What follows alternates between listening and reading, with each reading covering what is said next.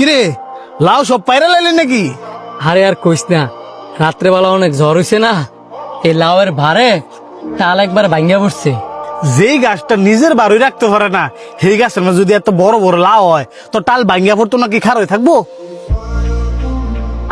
আল্লাহ আবার কি ব্যাককল দেখ, যেই গাছ সুজ হয়ে দাঁড়াইতেই পারে না সেই গাছের মধ্যে এত বড় বড় ফল দিয়ে থুয়ে দিছে, যেমন তরমুজ, বাঙ্গি, এই যে লাউ, মিষ্টি কুমড়া, আরো এমন অনেক অনেক ফল আছে। নাউজুবিল্লাহ, তুই সব কি কইতাছস? আমি যা কইতাছি ঠিকই কইতাছি। যেমন বট গাছ দেখ, এই বিশাল বড়, আর ফল দিছে এর দূরানি। কেরে আল্লাহ পাক চাইলে কি এই লাউডা বট গাছ দুইটা লইলে না?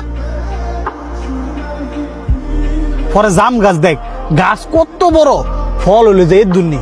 কেরে আল্লাহ পাক চাইলে তো তরমুজটা এই জাম গাছ দুইটা লইলে। পরে গাব গাছ দেখ, যেমন বড় এমন শক্তিশালী, আর ফল দিছে এর দূর দূর। কেরে আল্লাহ পাক চাইলে কি এই মিষ্টি কুমড়াটা এই গাব গাছ ধরাইতে ভালো হইলে না? এরপরেও কি কইবি আল্লাহ পাক বেক করলে আমি করছে না? আস্তাগফিরুল্লাহ, আস্তাগফিরুল্লাহ। আল্লাহ পাক তোর হেদায়েত দান করুক। আই তুই আমার লগে, তোর বুলটা বাঙাইতেছি।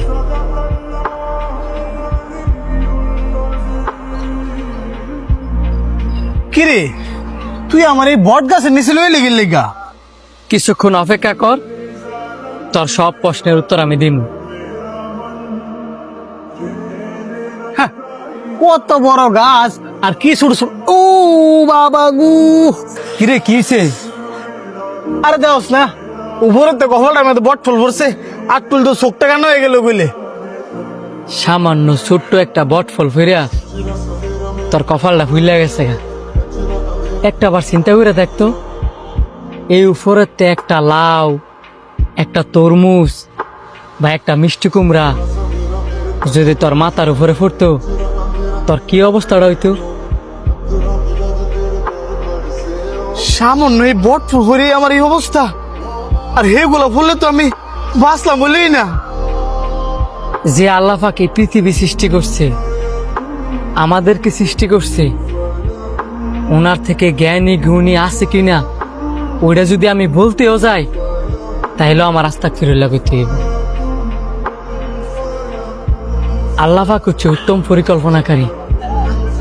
উনি যা সৃষ্টি করছেন যেভাবে সৃষ্টি করছেন বুঝেই করছেন।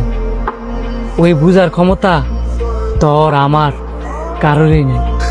তবা তবা তবা তবা, আল্লাহ আমি না জানি তোমার বিষয়ে কত করে কথা কইছি।